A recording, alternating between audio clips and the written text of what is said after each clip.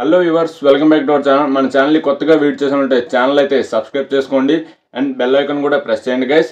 And మీకు ఎలాంటి job updates doubts ఉన్నా సరే మన ఛానల్లో ప్లేలిస్ట్స్ అయితే కింద ఉంటాయి. వెళ్ళి ఏ జాబ్కి సంబంధించిన డౌట్ ఉంటే ఆ జాబ్కి సంబంధించిన ప్లేలిస్ట్ ఓపెన్ చేసి మీ డౌట్ అనేది క్లారిఫై చేసుకోండి. అండ్ ఇంకా అప్పటికి మీ డౌట్ అనేది క్లారిఫై అవ్వకపోతే కింద వాట్సాప్ గ్రూప్ లింక్స్ అయితే ఉంటాయి. వెళ్ళి గ్రూప్లో యాడ్ అయ్యి నాకు పర్సనల్గా మెసేజ్ చేస్తే మీ డౌట్ అనేది మీకు క్లారిఫై అవ్వడం అయితే జరుగుతుంది. అండ్ మన ఛానల్ నుంచి వాట్సాప్ ద్వారా ఫాస్టెస్ట్ అప్డేట్స్ అయితే ఇవ్వడం అయితే జరుగుతుంది. వెళ్ళి గ్రూప్లో అయితే వెంటనే యాడ్ అవ్వండి. అండ్ ఇప్పుడైతే ఆర్పిఎఫ్ నోటిఫికేషన్ అయితే పూర్తిగా రిలీజ్ అయితే అయిపోయింది. ఈ ఏప్రిల్ 15th నుంచి అయితే మనకి ఆన్లైన్ అయితే స్టార్ట్ అయితే అయిపోయింది. మీకు ఇప్పుడు ఫుల్ నోటిఫికేషన్ అయితే చూపిస్తాను. ఎవరు వీడియోని స్కిప్ చేయకుండా ఎండ్ వరకు నేను స్క్రోల్ చేస్తున్న పాయింట్స్ అయితే గమనించవచ్చు. మీరు ఎలిజిబుల్లా కాదా చెక్ చేసుకొని అప్లై చేయండి. ప్రతి ఒక్కరు 18+ ఏజ్ ఉన్న ప్రతి ఒక్కరైతే ఈ నోటిఫికేషన్కి అయితే అప్లై చేసుకోండి. చాలా రోజుల తర్వాత మనకి ఆర్పిఎఫ్ నోటిఫికేషన్ అయితే రిలీజ్ అవ్వడం అయితే జరిగింది.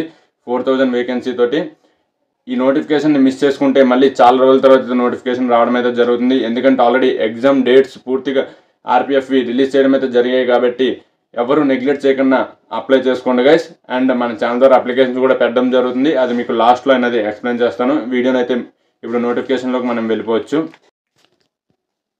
వ్యూవర్స్, ఇదిగోండి పీడిఎఫ్ అయితే మీకు ఇప్పుడు చూపిస్తున్నాను. నేను స్క్రోల్ చేస్తున్న పాయింట్ అందరికి కనబడుతుంది కదా. ఇలా నేను వీడియో ఎక్స్ప్లెయిన్ చేసిన ఎండ్ వరకు అయితే స్క్రోల్ చేస్తాను. ఈ పాయింట్ని అయితే మీరు గమనించుకోవచ్చు. ఇప్పుడైతే ఇదైతే మనకి సెంట్రల్ ఎంప్లాయ్మెంట్ నోటీస్ నుంచి అయితే ఈ నోటీస్ అయితే రిలీజ్ అవ్వడం అయితే జరిగింది. ఈ నోటిఫికేషన్ ఇప్పుడైతే మీకు పూర్తిగా ఎక్స్ప్లెయిన్ చేస్తాను చూడొచ్చు. మనకి ఇక్కడ రిలీజ్ అయిన నోటిఫికేషన్ ఏంటంటే recruitment of constable executive in railway production force ఆర్పిఎఫ్లో అయితే ఈ నోటిఫికేషన్ అయితే రిలీజ్ అవ్వడం అయితే జరిగింది గైస్. ఇదైతే మనకి ఇప్పుడు నేను చెప్పే పాయింట్స్ కరెక్ట్గా గమనించవచ్చు. ఇక్కడ అప్లికేషన్ డేట్ అనేది ఓపెనింగ్ అయ్యింది 15 ఏప్రిల్ 2024 అయితే ఈ అప్లికేషన్ డేట్ అనేది ఓపెన్ అయింది. Submission of the last date మనకి అప్లికేషన్ లాస్ట్ డేట్ వచ్చేసి 14th మే వరకు అయితే మనకి ఈ అప్లికేషన్ చాయిస్ అయితే ఉంది. ఎగ్జాక్ట్ 30 days అయితే మనకి ఇవ్వడం అయితే జరిగింది. మీరు ఈ కరెక్ట్గా పర్టికులర్ అయితే మీరు గమనించవచ్చు. అండ్ కరెక్షన్స్ అయితే మనకి ఇవ్వడం అయితే జరిగింది. కరెక్షన్స్ 15th మే నుంచి 24th మే వరకు అయితే మనం కరెక్షన్స్ చేసుకోవచ్చు. ఒకవేళ మీరు అప్లికేషన్ తప్పు పెట్టుకొని ఉంటే మన ఛానల్ నుంచి అయితే అప్లికేషన్ పెట్టడం జరుగుతుంది. ఎలాంటి తప్పులు లేకుండా అయితే పెట్టడం జరుగుతుంది. వెంటనే గ్రూప్లో యాడ్ అయ్యి మనకు పర్సనల్గా మెసేజ్ చేస్తే మీ అప్లికేషన్ అయితే పెట్టడం జరుగుతుంది గైస్. ఇది పూర్తి ఆన్లైన్ అప్లికేషన్ గైస్. అండ్ ఇది మెయిల్స్ అండ్ ఫీమేల్స్ ఇద్దరికి కూడా ఎలిజిబుల్ అవుతుంది గైస్ ఈ నోటిఫికేషన్. ఇదిగోండి గైస్, ఈ పాయింట్లో అయితే అది మెన్షన్ చేయడం అయితే జరిగింది. మనకైతే పే లెవెల్ వచ్చేసి 21,700తో అయితే ఇనిషియల్ పే లెవెల్ అయితే ఉంటుంది. అంటే మనకి మినిమం శాలరీ అనేది అయితే 21,000 అయితే ఇవ్వడం అయితే జరుగుతుంది గైస్. ఇక్కడ మనమైతే సెకండ్ పాయింట్ అయితే నేను ఇప్పుడు స్క్రోల్ చేస్తున్న పాయింట్ గమనించండి. వేకెన్సీ అనేది ఎంతకైనా ఇంక్రీజ్ అవ్వచ్చు లేదా ఈ 4,000 నుంచి డిక్రీజ్ కూడా అవ్వచ్చు. ఇది మాత్రం మీరు కరెక్ట్గా గమనించవచ్చు. పక్కా అయితే డిక్రీజ్ అవుతుందని అయితే చెప్పలేము. ఎందుకంటే డిక్రీజ్ అనేది రేర్గా అనేది డిక్రీజ్ చేయడం అయితే జరుగుతుంది. మ్యాక్సిమం ఇంక్రీజ్ అవ్వచ్చు గైస్. ఎవ్వరూ నెగ్లెక్ట్ చేయకుండా అప్లై చేయండి. అండ్ మెడికల్ ఫిట్నెస్ వచ్చేసి మనకి మెడికల్ చెకప్ వచ్చేసి B1 కేటగిరీగా ఉంటుంది. అండ్ ఆర్మీకి చెక్ చేసినంత పర్ఫెక్ట్గా అయితే చెక్ చేయరు. జస్ట్ పై మెడికల్ పార్ట్స్ ఉన్నాయి, కరెక్ట్గా ఉన్నాయో లేవో అనేది చెక్ చేయడం అయితే జరుగుతుంది గైస్. ఫ్రెండ్స్, మీకు చాలా రోజుల తర్వాత ఈ వీడియో చేయడం జరుగుతుంది. కొద్దిగా వీడియో అయితే ట్రబులింగ్ అయితే ఉంటుంది. మీకు ఒకవేళ ఎలాంటి డౌట్స్ ఉన్నా సరే కామెంట్ బాక్స్లో కామెంట్ చేయండి. దానికైతే క్లారిఫికేషన్ అయితే ఇవ్వడం అయితే జరుగుతుంది గైస్. అండ్ ఇక్కడైతే మనకి నేషనల్ సిటిజన్షిప్ వచ్చేసి ఇండియా అయితే అయి ఉండాలి పక్క. అండ్ ఇక్కడ ఏజ్ లిమిట్ అయితే ఇప్పుడు చెప్తున్నాను చూడండి guys. 18 to 25 years age limit guys. వీళ్ళు మాత్రం ఎలిజిబుల్ అవుతారు 18 నుంచి 25 years నార్మల్ కోర్స్ వాళ్ళకి. అండ్ ఎవరైతే ఎక్స్ సర్వీస్ మెన్స్ వాళ్ళకు ఉంటారో వాళ్ళు 18 to 20 years వరకు అప్లై చేసుకోవచ్చు గైస్. అండ్ ఇంకా మనకి ఏజ్ రిలాక్సేషన్స్ కూడా ఉన్నాయి దీనిలో. ఇప్పుడు క్యాస్ట్ బట్టి మీకు రిలాక్సేషన్స్ అయితే ఇవ్వడం అయితే జరుగుతుంది. ఇప్పుడు 18 to 25 అన్నాం కదా గైస్. 18 to 25 అన్న వాళ్ళకి SC ST క్యాండిడేట్స్ వాళ్ళు ఉంటే వాళ్ళకి 5 years యాడ్ అవుతుంది. 25 కదా 30 years వరకు వాళ్ళు అప్లై చేసుకోవచ్చు. అండ్ OBC కేటగిరీ వాళ్ళు ఉన్నారు కదా, వాళ్ళు 3 years ప్లస్ చేసుకోండి. 25కి +3 అంటే 28 years వరకు మీరు అప్లై చేసుకోవచ్చు గైస్. ఇలా ex service mens female candidates వీళ్ళు కూడా మీరు చెక్ చేసుకోండి గైస్. చెక్ చేసుకుంటే మీకు ఎన్ని ఇయర్స్ యాడ్ అవుతుంది ఏంటి అనేది అయితే తెలియడం జరుగుతుంది. ఇప్పుడు చూపించాను కదా గైస్, స్క్రోల్ చేస్తున్న పాయింట్ అర్థమైంది కదా.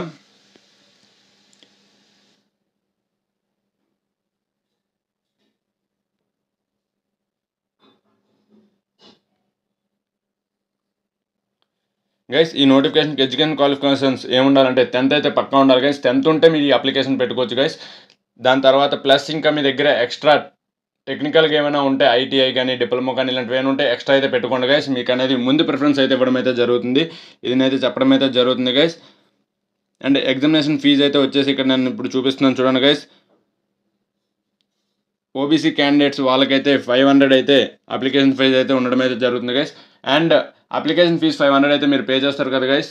ఈ 500 తర్వాత ప్లస్ మీకు ట్యాక్స్ అయితే ఎంతో కొంత పడతాయి.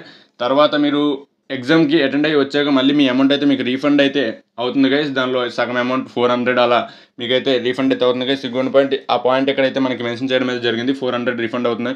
కానీ ఎప్పుడు రీఫండ్ అవుతుంది అనేది అయితే చెప్పలేం గైస్. వాళ్ళు ఫుల్ రిక్రూట్మెంట్ అయిపోయాక కూడా రీఫండ్ అవ్వచ్చు.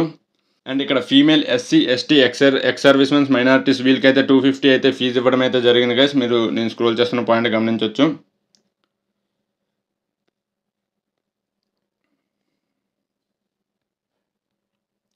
గైస్ మనమైతే ఇక్కడ రిక్రూట్మెంట్ ప్రాసెస్ అయితే మీకు ఇప్పుడు ఎక్స్ప్లెయిన్ చేస్తున్నాను చూడండి. రిక్రూట్మెంట్ ప్రాసెస్ వచ్చేసి మనమైతే ఆన్లైన్ అప్లికేషన్ అయితే పెట్టుకుంటాం కదా గైస్. దాని తర్వాత మనకి ఉండే స్టేజెస్ ఏంటంటే ఫస్ట్ సిబిటి కంప్యూటర్ టెస్ట్ అయితే ఉంటుంది గైస్. మనకి ఎగ్జామినేషన్ అయితే ఉంటుంది. ఎగ్జామినేషన్ కంప్లీట్ అయ్యాక ఫిజికల్ ఎఫిషియన్సీ అయితే ఉంటుంది, అంటే పీఈటీ అయితే ఉండడం అయితే జరుగుతుంది. దాని తర్వాత డాక్యుమెంట్ వెరిఫికేషన్ అయితే ఉండడం జరుగుతుంది గైస్. మీరు ఇది కరెక్ట్గా గమనించవచ్చు.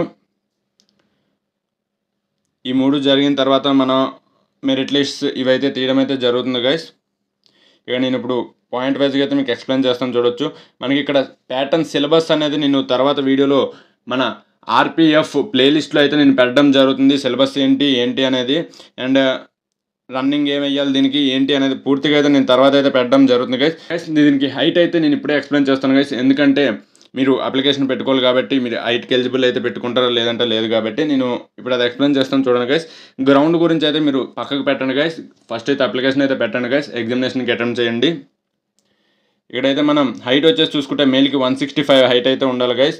ఓబీసీ వాళ్ళకి అన్రిజర్వ్డ్ ఈడబ్ల్యూఎస్ ఏ క్యాండిడేట్స్కైనా 165 మినిమం హైట్ అయితే ఉండాలి. చెస్ట్ అయితే 80 సెంటీమీటర్స్ అయితే ఉండాలి. అక్కడ నుంచి ఎక్స్పాండ్స్ అయితే 5 సెంటీమీటర్స్ అయితే చేయాల్సి అవసరం అయితే ఉంటుంది. అండ్ ఎస్సీ ఎస్టీ వాళ్ళకి 160 హైట్ సెంటీమీటర్స్ ఉంటే సరిపోతుంది. అండ్ ఫీమేల్ వాళ్ళకి 152 ఉంటే సరిపోతుంది ఎస్సీ ఎస్టీ వాళ్ళకి. అండ్ వీళ్ళకి చెస్ట్ వచ్చేసి 76 సెంటీమీటర్స్ ఉంటే సరిపోతుంది గైస్. చెప్పాను గైస్ ఈవెంట్స్ అయితే నేను తర్వాత సిలబస్ చెప్పినప్పుడు ఈవెంట్స్ ఏమేమి ఉంటాయో కూడా చెప్తాను గైస్. ఈవెంట్స్ మీరు తర్వాత అయినా ప్రాక్టీస్ అవ్వచ్చు కదా. ముందు ఎగ్జామినేషన్కి ప్రిపేర్ అవ్వాలి కదా. దాని సిలబస్ అది ఒకేసారి వీడియో చేయడం అయితే జరుగుతుంది. దాని వీడియో అయితే కింద ప్లేలిస్ట్ అయితే మన ఛానల్ సబ్స్క్రైబ్ చేసుకుని ప్లేలిస్ట్లోకి వెళ్ళి మీరు ఓపెన్ చేసి ప్లేలిస్ట్ ఆర్పిఎఫ్ ప్లేలిస్ట్ అయితే ఉంటుంది. ఆ ప్లేలిస్ట్ ఓపెన్ చేస్తే మీకైతే ఫుల్ క్లారిఫికేషన్ అయితే ఇవ్వడం అయితే జరుగుతుంది సిలబస్ మీద కూడా. ఆ తర్వాత డాక్యుమెంట్ వెరిఫికేషన్ అయితే ఉంటుంది కదా గైస్. ఈ డాక్యుమెంట్ వెరిఫికేషన్లో ఏమేమి ఉండాలి 10th మార్క్ లిస్ట్ మీరు పెట్టుకున్న ఎడ్యుకేషన్ క్వాలిఫికేషన్ సర్టిఫికేట్స్ ఏముంటాయి అవన్నీ పట్టుకొని వెళ్ళొచ్చు గైస్. అప్పుడు కూడా మీకు ఏమేమి పట్టుకెళ్ళాలి ఏంటి అనేది అప్పుడు కూడా వీడియో చేయడం జరుగుతుంది డాక్యుమెంట్ వెరిఫికేషన్ టైంలో. అండ్ మెడికల్ ఎగ్జామినేషన్ అయితే B1 అయితే ఉండడం అయితే జరుగుతుంది. Medical examination after merit list అయితే రావడం అయితే జరుగుతుంది. ఆఫ్టర్ ట్రైనింగ్ అయితే ఉండడం అయితే జరుగుతుంది గైస్. మీకు ఇప్పుడు మ్యాక్సిమం స్టేట్కి 2 to 3 సెంటర్స్ ఇవ్వడం అయితే జరుగుతుంది గైస్.